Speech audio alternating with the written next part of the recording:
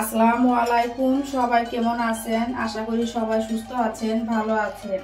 আজ আমি আপনাদের মাঝে পুঁই শাক দিয়ে ডিমের দারুণ একটা রেসিপি নিয়ে হাজির হলাম। অনেকভাবেই শাক রান্না করে খেয়েছেন, তবে এইভাবে ট্রাই করে দেখতে পারেন। শাকের টেস্টটা জাস্ট দ্বিগুণ হয়ে যাবে যদি পুঁই শাক দিয়ে ডিম ভাজি করা যায়। যারা শাক খেতে পছন্দ করেন না তারাও শাকের ফ্রেন্ড হয়ে যাবেন। আশা করছি রেসিপিটি ভালো লাগবে। চলে আসলাম মূল রেসিপিতে।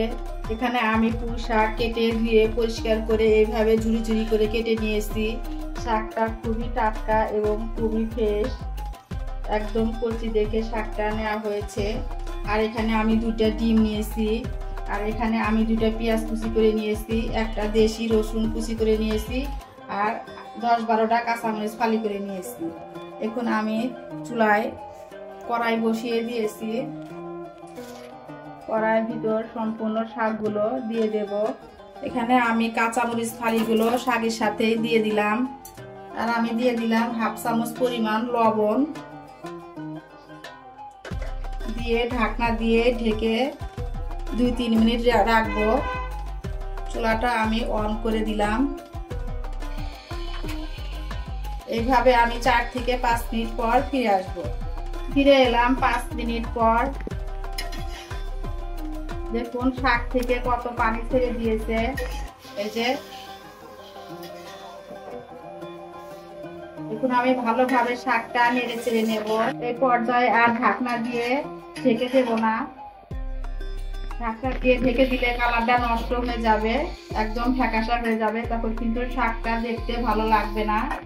এখন আমি শাকের পানিটা শুকিয়ে নেব।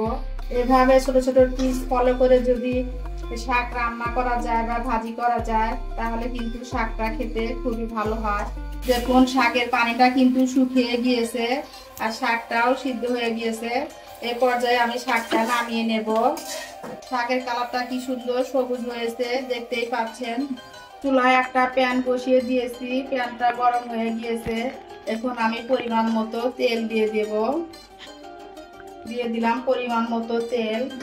এখন আমি রসুন পেঁয়াজ কুচিগুলো দিয়ে দিলাম।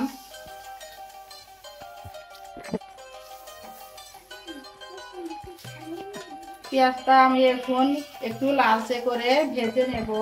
পেঁয়াজ রসুন আমি লালচে করে ভেজে নিয়েছি। এখন আমি এক সাইডে রেখে দিলাম পেঁয়াজ রসুন।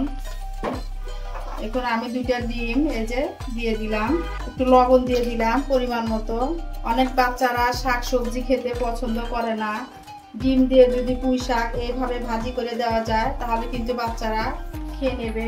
আপনারা যারা আমার ভিডিওটি দেখছেন প্লিজ দেখার শুরুতে একটি লাইক দিয়ে দেবেন। আপনাদের একটি লাইক আমার ভিডিওটি অনেকের কাছে পৌঁছে দিতে সাহায্য করবে।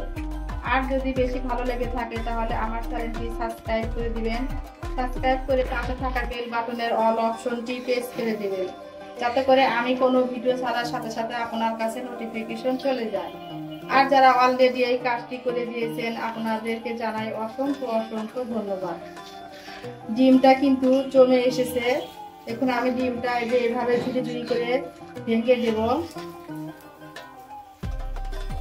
এখন আমি পেঁয়াজের সাথে আর ডিমটা মিশিয়ে নেব খুব ভালোভাবে।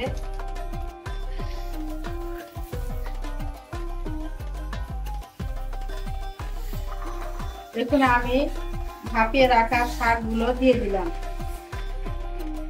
দিয়ে ভালোভাবে মিশিয়ে নেব নেড়ে চেড়ে। ডিম আর শাকটা আমি খুব ভালোভাবে মিশিয়ে নিয়েছি। শাকটা প্রায় হয়ে গিয়েছে। এই পর্যায়ে আমি লবণ একটু চেখে নিয়েছি, একটু লবণ লাগবে।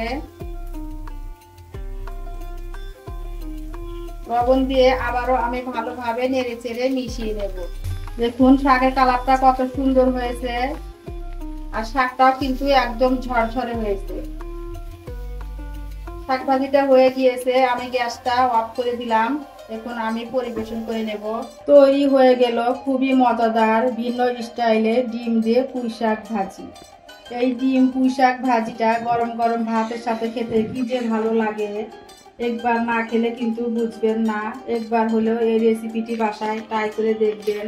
আশা করছি সবার কাছে খুবই ভালো লাগবে। যারা পুঁই শাক খেতে পছন্দ করেন না, এইভাবে ডিম দিয়ে পুঁই শাক ভাজি করে খেয়ে দেখবেন, খুবই মজা লাগে। আজ এই পর্যন্ত, পরবর্তী ভিডিও দেখার আমন্ত্রণ রইল। আল্লাহ হাফেজ, আসসালামু আলাইকুম।